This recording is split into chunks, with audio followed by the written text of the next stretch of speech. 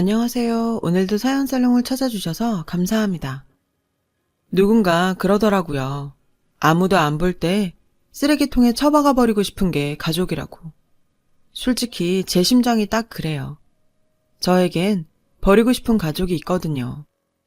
허구한 날 사고만 치는 오빠와 그걸 장남이라고 감싸고 도는 아빠. 저는 이 두 사람 때문에 불행한 인생을 살아야 했어요. 그 이야기를 하려고 사연을 보내게 되었죠. 제 어린 시절은 그리 행복하지 않았어요. 아빠는 늘 오빠와 저를 차별하셨거든요. 얼마나 정도가 심했는지 주위에선 아빠를 제 새아빠로 오해할 정도였어요. 저도 한때는 그렇게 믿기도 했고요. 우리 남매의 이름만 봐도 저희 아빠가 어떤 사고방식을 가진 분인지 알 수 있는데요. 오빠한테는 벼슬에 오르라는 뜻으로 승경이라는 이름을 붙여주시곤 저에겐 효도하라는 의미로 효자를 넣어 이름을 지어주셨어요. 그래서일까요? 저에겐 해준 것도 없으면서 늘 효도를 바라기만 하시죠. 오빠는 장남이라는 이유로 늘 아빠의 사랑을 독차지했어요. 반면에 저는 아무리 노력해도 그 사랑의 반의 반도 얻을 수 없었죠. 10손가락 깨물어 안 아픈 손가락이 없다지만 아빠에게 아픈 손가락은 오로지 오빠뿐이었어요. 아빠는 오빠가 뭔가에 약간만 소질을 보여도 그게 뭐든 다 시켜주셨어요. 학원비가 아무리 비싸도요. 남들만큼 못해도 격려해 주셨고 툭 하면 사고를 치는데도 남자가 그럴 수 있다며 넓은 아량으로 보다듬어 주셨죠. 그에 반해 저는 어릴 때부터 예체능의 소질을 보였지만 지지배한테 투자해서 뭐하냐고 학원조차 보내주지 않았어요. 그래서 저는 모든 걸 독학으로 해야 했죠. 피아노도 인터넷 동영상을 보며 열심히 연습해 학교에서 반주까지 맡게 됐고 그림도 학교 특활반에서 배운 실력으로 미술대회에 나가 상을 휩쓸었어요. 하지만 아빠는 잘했다는 말 한마디도 안 하셨어요. 오히려 오빠가 기죽을까봐 걱정하셨죠. 그러던 어느 날 엄마가 교통사고로 갑작스럽게 세상을 떠나셨어요. 이후로 아빠의 차별은 더욱 심해졌고요. 제가 옷 좀 사달라고 하면 교복 입는데 무슨 옷이냐고 타박을 하셨고 용돈 좀 달라고 하면 지지배가 돈 쓸 데가 어딨냐며 들은 척도 안 하셨죠. 그러면서도 오빠한테는 옷이며 가방, 신발까지 모두 브랜드 제품으로 사주셨어요. 덕분에 오빠는 부잣집 아들이라는 오해를 받을 정도였죠. 이렇게 대놓고 차별하는 아빠 때문에 오빠는 점점 더 의기양양해졌어요. 그래서인지 오빠는 어느 순간부터 저를 식모 부리듯 하기 시작했어요. 넌 여자가 돼선 요리 솜씨가 그게 뭐냐? 그래서 어디 시집이나 가겠어? 엄마가 돌아가신 후부터 요리며 빨래며 다 제가 하게 되었는데 그런 제게 미안한 마음은 못 가질 망정 오빠라는 인간은 허구한 날 반찬 타령을 해댔어요. 찌개가 맵다, 국이 짜다, 나물은 싱겁다. 정말 콩쥐구박하는 팥쥐가 따로 없었죠. 그래서 참다 못해 가끔 대들기도 했어요. 그때마다 아빠는 오빠 편을 들었고요. 네 오빠는 너 시집가서 혹여 요리 못해 쫓겨날까 걱정해서 그런 거 아니냐. 정말 꿈보다 해몽이었죠. 그렇게 부자는 둘이 똘똘 뭉쳐서 모든 걸 제 탓으로 돌렸고 그럴수록 저는 정말 집에 들어가기 싫었어요. 아빠 눈에는 자신과 닮은 아들만 보이고 저는 안 보였으니까요. 아빠는 종종 당신의 어린 시절 사진을 꺼내 오빠와 사진을 비교하시며 자신과 똑같다고 자랑하곤 하셨어요. 무슨 우월한 유전자라도 되는 양 말이죠. 아주 아들 바보가 따로 없었어요. 어찌나 끔찍하게 아끼시는지 오빠한테는 무거운 짐도 절대 못 들게 하셨어요. 대신 여자인 저한테 들게 하셨죠. 하지만 학교에서는 정반대였어요. 당시 오빠랑 저는 같은 학교에 다니고 있었는데 학교에서 유명 인사였어요. 정반대의 의미로요. 오빠는 개교 이래 최고의 문제아였고 전 누구나 인정하는 모범생이었거든요. 수준별 수업도 오빠는 늘 하위반이었고 저는 늘 상위반이었어요. 거기서도 늘 1등을 독차지할 정도였죠. 교회 대회에서도 상을 휩쓸었기 때문에 전교생이 다 알 정도로 유명했고요. 모범생인 저와 달리 오빠는 담배도 피우고 술도 마시는 날라리였고 불량클럽에 가입해서 학교로 경찰까지 올 정도였어요. 그러다 결국 큰 사고를 쳐서 소년원까지 들어가게 되었죠. 오빠가 소년원에 들어가니 학교가 다 조용할 정도였어요. 오죽하면 오빠가 학교로 돌아오자 늦게까지 독서실에서 공부하던 학생들이 오빠가 무서워서 일찍 귀가할 정도였죠. 이런 오빠 때문에 아빠는 늘 뒷수습을 하느라 바쁘셨어요. 오빠가 소년원에 있을 때는 하루가 멀다 하고 면회를 가셨고 심지어 오빠한테 가져다 줄 도시락을 제게 싸게 하셨죠. 벌 받으라고 거기 보낸 건데 집에 있을 때보다 더 챙기더라고요. 전 정말 오빠 때문에 창피해서 학교에서 얼굴도 제대로 못 들고 다녔어요. 그래도 다행히 친구들은 저를 편견 없이 잘 대해주었고 덕분에 정말 고맙게 학교 생활을 했죠. 생각해보면 제가 가족복은 없었지만 인복은 있었던 것 같아요. 가족은 저를 부려먹기나 바빴지만 주위 사람들은 늘 저를 챙겨줬으니까요. 아무튼 내신 성적이 좋았던 저는 수시로 인서울 대학에 들어가게 되었어요. 하지만 기쁨도 잠시 대학 생활을 하는 데는 돈이 꽤 필요하더라고요. 좋은 대학에 들어갔으니 과외를 하든 아르바이트를 하든 벌면 되잖냐. 아빠는 제가 벌어 다니라고 하더군요. 부모 도움 없이 대학에 다니려니 여간 힘든 게 아니었어요. 매 학기 장학금도 다 내야 하고 틈틈이 아르바이트도 해야 했거든요. 그래도 다행히 활달한 성격 탓에 과대도 하고 학교 홍보 모델도 하면서 알찬 대학 생활을 할 수 있었어요. 제가 대학 생활을 하는 동안 오빠는 큰 키 하나 믿고 배우가 되겠다고 아빠를 꼬드겨 학원에 다녔는데 기획사를 잘못 들어가서 오히려 돈까지 물어내고 나왔다고 하더라고요. 정신 못 차린 거죠. 배우는 아무나 하나요? 그런데도 아빠는 그런 오빠를 뒷바라지한다고 밤에 대리운전까지 하셨어요. 제 전공이 뭔지도 모를 정도로 제겐 관심도 없으면서 말이에요. 이런 상황이 지긋지긋해서 저는 일찍부터 독립을 해야겠다는 생각을 해왔어요. 그런 의미에서 결혼은 좋은 핑계였어요. 그래서 저는 일부러 결혼을 일찍 했어요. 물론 가장 큰 이유는 남편을 사랑했기 때문이지만 하루빨리 친정으로부터 벗어나고 싶다는 마음도 컸어요. 그런데 막상 제가 결혼을 한다니까 그동안 저한테 관심도 없던 아빠는 제 남편의 직업을 듣고는 못마땅하시다며 결혼을 반대했어요. 미술학원 강사가 뭐냐? 그거에서 돈 얼마나 벌겠어? 사업을 하든가 공무원이라면 또 몰라도. 그러시면서 누구네 사위는 회계사라 처가에 생활비까지 대준다는 둥 면전에 대고 남들과 비교하며 남편을 무시했어요. 당신 아들한테는 한없이 관대한 분이 사위감한테는 그렇게 깐깐할 수가 없었죠. 그런데도 남편은 얼굴 한번 안 찡그리고 허허 웃으며 말했어요. 아버님, 그래도 제가 따님을 행복하게 해줄 자신은 있습니다. 솔직히 시댁 형편도 어렵고 남편의 벌이도 변변치 않았지만 그날 끝까지 아빠의 비위를 맞춰주는 남편의 인품에 반해서 저는 결혼을 결심했어요. 우리 집 남자들하고는 너무 달랐거든요. 그때였어요. 야, 내 친구들 좀 데려가도 되지?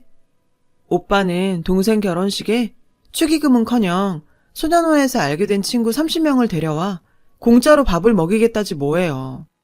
그리고는 결혼하더라도 생활비를 계속 대줘야 한다며 억지를 쓰더라고요.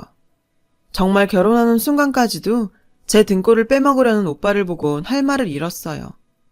그렇게 전 결혼을 하게 되었어요.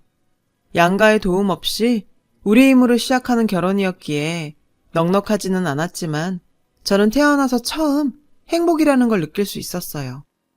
저를 딸처럼 예뻐해 주시는 시부모님 덕에 가족이 어떤 건지도 처음 알 수 있었고요. 시댁에서는 명절에 시아버님과 남편, 도련님까지 모두 함께 음식을 만들었고 저에게 가족이라는 이름으로 희생을 강요하지도 않았어요. 오히려 제게 늘 고마워했죠. 그런 대접을 처음 받아본 저는 처음엔 얼떨떨했어요. 아들 생일은 며칠 전부터 난리 법석 떨며 챙기면서 딸 생일은 무심히 넘어가는 아빠 밑에서 자라다 보니 저를 향한 시댁 식구들의 관심과 칭찬이 어색하고 신기했으니까요. 그렇게 친정에서 못 받은 사랑과 관심을 받으며 행복해하던 어느 날 아빠한테 오빠에 대한 이야기를 듣게 되었어요. BJ한테 빠져있던 오빠가 회사 돈을 횡령했다는 거예요. 무리하게 그 여자에게 지원을 하다가 3억 빚을 지게 되었다나요? 진짜 가지가지한다. 옛날부터 예쁜 여자만 보면 그렇게 사족을 못 쓰더니 이젠 하다하다 알지도 못하는 여자 꼬시려고 남의 돈까지 훔쳐? 한심하다 한심해. 그냥 나가서 확 죽으라고 해요. 오빠가 감옥 가게 생겼다며 비통해하는 아빠한테 저는 독한 말을 쏟아부었어요. 오빠가 그렇게 된 데는 아빠 탓도 크다고 생각했으니까요. 그때였어요. 이왕 이렇게 됐니 수습은 해야 하지 않겠냐.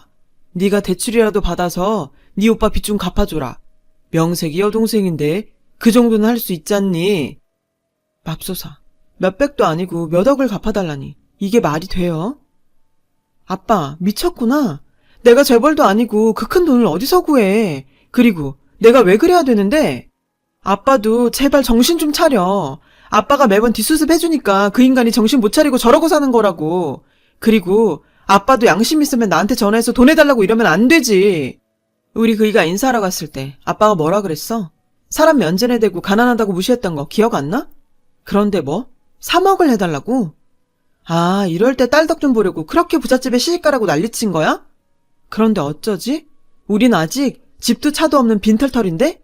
돈은 아빠가 더 많잖아. 지금 살고 있는 집 팔아서 오빠 빚 해결하면 되겠네. 저는 아빠랑 다시 보지 않을 생각으로 매정하게 쏘아붙였어요. 그리고는 뒤이어 쏟아진 아빠의 욕도 듣지 않고 전화를 일방적으로 끊었어요. 그날 이후 저는 전화번호도 바꿨어요. 물론 남편 번호까지 다요. 그동안 계좌 해체했던 아빠 생활비도 가차 없이 끊었고요. 드디어 호구 생활을 청산한 거죠. 나중에 친척들한테 들어보니 아빠는 제 말대로 집을 팔고 작은 월세집으로 이사를 가셨고 남은 돈으로 오빠 빚을 갚아주셨다나 봐요. 참 눈물겨운 자식 사랑이죠. 아빠가 그 돈을 저한테 투자했다면 저는 더 좋은 대학에 가서 더 좋은 직장 잡아 아빠한테 효도했을 거예요. 아빠가 스스로 자기 복을 찬 거죠. 아무튼 그렇게 몇 년의 세월이 흘렀어요. 그 사이 저는 예쁜 딸을 낳았고 남편은 학원 강사까지 그만두고 그동안 꿈꿔오던 캐릭터 사업을 시작했죠. 처음 얼마 동안은 수입이 없어서 제가 뒷바라지를 해야 했지만 1년쯤 지나 투자자가 나서서 기사 회생을 했죠.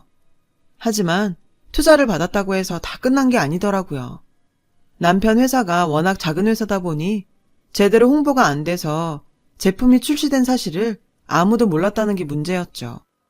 안 되겠다 싶어서 저는 유명 백화점을 돌며 남편 회사에서 만든 제품을 직접 홍보하기 시작했어요. 이후 인스타, 트위터, 페북에 블로그까지 개설해 남편 회사 캐릭터를 홍보했죠. 하지만 노력한 거에 비해 성과는 거의 미미하다시피 했어요. 그러다 결국 투자금까지 뱉어내야 하는 상황까지 이르게 됐죠. 그런데 사람이 죽으란 법은 없더라고요. 코엑스에서 하는 행사에 참여했다가 생각지도 못한 귀인을 만나게 된 거예요. 똑소리 나게 살림 잘하기로 소문난 유명 배우가 글쎄 남편 회사 제품을 싹쓸이 하다시피 사갔지 뭐예요. 지인들 선물로 준다나요? 암튼 얼마 뒤 그분이 출연 중인 예능 프로그램에 그날 구입해간 저희 제품이 노출이 됐고 그 바람에 포털 사이트에 실시간 검색어에 오르내리면서 엄청난 반응을 얻게 된 거예요. 쏟아지는 주문 공세에 그야말로 하루아침에 대박을 치게 된 거죠. 그렇게 그 배우 덕에 저희 남편 회사 제품은 홈쇼핑까지 진출할 수 있었어요. 상황이 그렇게 되고 보니 뒤늦게 예전에 제가 올렸던 블로그며 인스타까지 덩달아 역주행을 하게 되었고 그 바람에 판매량은 더 늘어갔어요. 그렇게 호되게 돈벼락을 맞자 사는 맛이 나더라고요. 왼수 같은 아빠와 오빠가 찾아오기 전까지는요. 이사간 저희 집 주소를 어떻게 알았는지 불쑥 찾아왔더라고요. 하필 딸 앞이라서 돌려보내지도 못하고 집으로 들였죠. 그랬더니 들어오자마자 그동안 우리 사이에 아무 일도 없었다는 듯 제 딸을 보고 예쁘다는 둥, 용돈을 준다는 둥 호들갑을 떨더라고요. 저는 남편과 딸을 내보내고 얘기를 시작했어요. 우리 안 보고 살기로 한 거 아니었나? 무슨 바람이 불어서 날 찾아왔어? 전보다 주름이 깊고 헬쓱해진 아빠의 얼굴이 마음에 걸렸지만 그렇다고 순순히 받아줄 수는 없었어요. 제가 약한 모습을 보였다가는 또다시 호구로 잡힐 수도 있겠다는 불길한 예감이 들었거든요. 칼바람처럼 차가운 제 태도에 두 부자는 당황한 기색이었죠. 부자는 서로 눈빛을 주고받더니 갑자기 제 앞에 무릎을 꿇더군요. 내가 다 잘못했다. 나 혼자 애 둘을 키우려니 정신이 없어서 딸내미한테 신경도 못 썼구나. 이 못난 애비를 용서해라. 저는 예상치 못한 전개에 당황했어요. 아빠한테 무슨 짓이냐며 일어나시라고 했죠. 그랬더니 제가 용서했다고 착각을 했는지 오빠는 기다렸다는 듯 찾아온 용건을 털어놓았어요. 소식 들었어. 돈 좀 벌었다며? 그 좋은 소식을 가족끼리 나눠야지. 왜 연락도 안 했냐, 가족끼리. 다들 네 소식 듣고 부러워하더라. 오빠 표정을 보니 날 찾아온 이유가 뻔히 보이더라고요. 그럼 그렇지. 돈 냄새 맡고 여기까지 온 거구나. 시간 끌지 말고 본론부터 말해. 여기까지 온 이유가 뭐야? 설마 또 사고치고 나한테 수습해달라는 건 아니겠지? 저는 아무 생각 없이 툭 던진 말인데 제 말이 끝나자 두 부자는 도둑질하다 걸린 사람들처럼 놀라더라고요. 순간 오빠가 인상을 팍 썼어요. 아빠는 오빠 눈치를 보다가 얼른 나섰죠. 이놈이 그래도 지가 장남이라고 집안 살려보겠다고 아등바등 하다가 그만 일이 커졌지 뭐냐. 차마 말을 잇지 못하는 아빠를 보며 저는 기가 막혔어요. 왜? 이번에도 BJ한테 별풍선 쐈어? 아님 카지노에서 돈을 잃었나? 저는 화를 참으며 비아냥거렸어요. 그랬더니 꼴에 오빠라고 제 말투가 참기 힘들었는지 자리를 박차고 나가버리더라고요. 아빠는 그래도 끝까지 남아서 저한테 두 손 싹싹 빌며 사정을 했죠. 집 다시 찾아주겠다고 주식에 손을 댔다가 사채까지 썼지 뭐냐. 이달까지 6억 못 갚으면 네 오빠는 죽은 목숨이다. 아빠는 마치 곡을 하듯 바닥을 치며 우셨어요. 집이고 차고 다 팔고 가진 것도 없는데 일을 어쩌냐. 저 자식 저러다 스스로 목숨이라도 끊는 건 아닌지 모르겠다. 어젯밤에는 꿈에 내 엄마가 찾아와선 네 오빠 걱정에 울기만 하더라. 이제는 돌아가신 엄마까지 팔아 어떻게든 동정심을 끌어내려고 난리더군요. 하지만 저는 눈 하나 깜빡 않고 말했죠. 아빠, 이젠 하다하다 죽은 아내까지 팔아? 아빠는 하나도 안 변했네. 여기까지 찾아올 시간이 있었으면 덜 떨어진 아들 교육이나 시키지 그랬어. 부모 집 사주겠다는 놈이 열심히 일해서 돈 벌 생각은 않고 주식에 손을 대? 그게 제정신 박힌 놈이냐고. 그런 놈을 또 도와달라고? 싫어. 돈이 썩어 나가도 그런 짓은 절대 안 해. 아빠가 뭔가 착각하는 모양인데 오빠 저렇게 된 거 아빠 잘못이 제일 커. 아빠가 지금껏 오빠를 망가뜨렸다고. 한 번만 더 오면 경찰에 신고할 테니까 당장 저 인간 데리고 내 집에서 나가. 저는 발악하며 소리쳤어요. 제 말에 아빠는 노여운 눈빛으로 저를 쏘아부셨어요. 잘 생각해봐라. 그 돈 죽을 때 싸가지고 갈 것도 아닌데 혈육이 죽게 생겼다는데도 네가 모른 척한다면 나중에 얼마나 죄책감이 들겠니? 다 지를 위해서 이러는 것도 모르고 괘씸한 것. 고양이 쥐 생각해주고 있네. 어떻게 아빠가 내 앞에서 죄책감이란 소리를 해? 아빠는 양심도 없어? 아빠가 효도하라고 나한테 지어준 그 거지 같은 이름 나 싹 바꿨어. 그러니까 나한테 효도 바라지 마. 그깟 6억? 나한테 큰 돈도 아니야. 근데 나 절대 안 해줄 거야. 왜냐고? 난 더 이상 당신들 호구가 아니거든. 아빠도 정신 차리고 오빠랑 인연 끊어. 이게 딸로서 해주는 마지막 충고야. 저는 놀라서 입을 딱 벌리고 있는 아빠를 마치 팔이 내쫓듯 밖으로 내몰고 현관문을 잠궜어요. 얼마 뒤 들려온 소문에 의하면 오빠는 이후로도 아빠 인감을 위조해서 카드 대출 사기를 벌이다 교도소에 들어갔고 아빠는 막노동을 하며 하루 벌어 하루를 살고 있다고 하더군요. 친척들은 저보고 아빠 좀 도와주라고들 하는데 저는 절대 그러지 않을 거예요. 가족이라는 이름으로 평생 내 인생을 망가뜨린 그들에게 저는 외면이라는 벌을 내릴 생각이에요. 세상에서 가장 가까운 가족에게 벌어지는 느낌이 어떤 건지 똑똑히 느낄 수 있도록 말이죠. 적어도 인간이라면 자신이 지은 죄에 대한 벌은 온전히 받아야 한다고 생각하니까요. 지금 옆에 있는 가족들에게 의무와 희생을 강요하지 마시고 서로 소중히 생각하시는 행복한 삶 되셨으면 좋겠습니다. 저도 지금의 제 가족 소중히 여기겠습니다. 지금까지 제 이야기를 들어주셔서 고맙습니다. 여러분, 사연 댓글에 응원과 현명한 조언 부탁드려요. 좋아요와 구독은 저에게 큰 힘이 됩니다. 오늘도 좋은 일 가득하세요.